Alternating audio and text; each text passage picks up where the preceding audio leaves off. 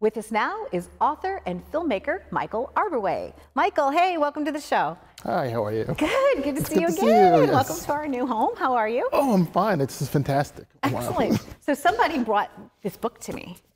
Da, da, da, da. Yeah. Your name. Yes. Congratulations. Thank you, thank you. And it's hardy. It's not just like one of those like thin little paperbacks that, you know, you could just like publish by yourself at night on a printer. Tell us about your book, Gods. Gods is actually based on a screenplay I wrote, and I couldn't get the film made, and I finally decided to write the book. So it's an urban fantasy book about, it's basically if Indiana Jones met like Harry Potter. So it's got fantasy mixed in with magic and science, and it all comes together. It's like almost like Journey to the Center of the Earth, if you want to think of it that way. You come from an extremely creative family. At what age did you realize that you were kind of artsy?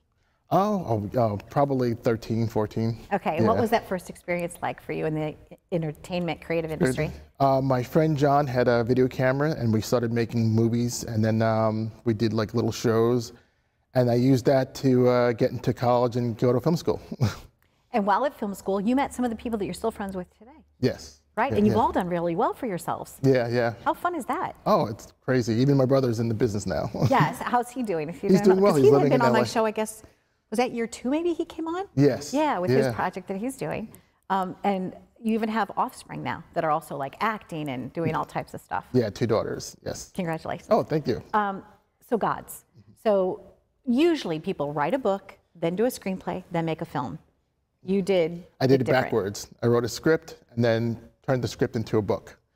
And basically it was because the budget for the movie was so high, and I had written it like 10 years ago, and then people kept asking me, what happened to that script that you wrote? And I said, you know, I'm still trying to get the movie made, and then someone said, it would be really good as a book. And then I was like, maybe it would be. So I started changing the script to a book, and now I'm working on the sequel to the book. And it's also an audiobook, correct? Yes, yes, it is. Okay, and what was that process like for you, for those in our audience that might also want to be authors and create audiobooks? How did you do that? It was really interesting because, you know, you audition actors who have these dynamic voices. They could do more than one voice. And I went through Amazon to find the audio guy, and this guy, Tim McKieran, who is a great audio actor, just made my book come alive. So it was, you know, a 2-month process, but it was really exciting to hear it being read rather than just reading it. It really brought it to life. I wanted to mention to our audience at home that you did another film, but it was a documentary. And it wasn't so like rosy and happy and exciting. Has to do with zombie houses. What is a zombie house? A zombie house is a house that's been abandoned for a while. And basically what happened to me was about 8 years ago, my neighbors, their house became bankrupt and they moved out. And unfortunately, I had squatters move in. And me personally, I couldn't do anything about it. I'd call the cops, I'd call the town, and nothing could be done. And then when I started researching it, I found that it was a huge problem after the 2008 crash. And so I decided to do a documentary about it, about zombie houses. And so the name of the documentary is called They Stole a House.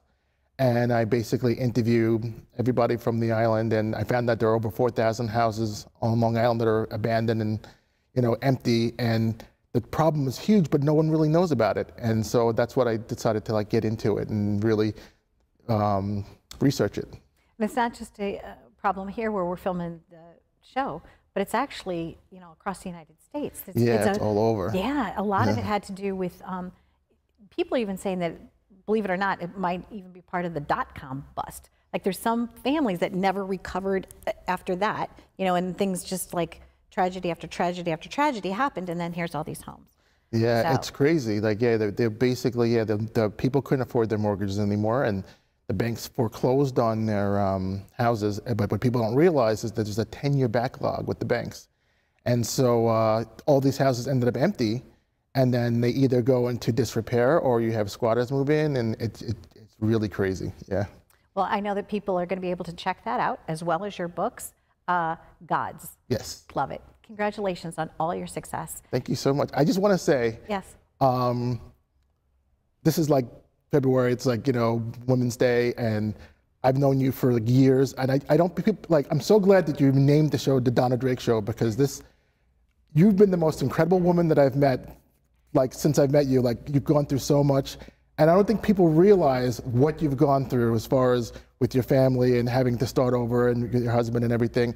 And so I just want to kind of applaud you because you had an incredible journey and you've done such a great job with your kids, and your daughter's an artist. So I just want to just kind of like applaud you because it's amazing. Yeah. That's really sweet. And for the audience that doesn't know, I lost my spouse to colon cancer.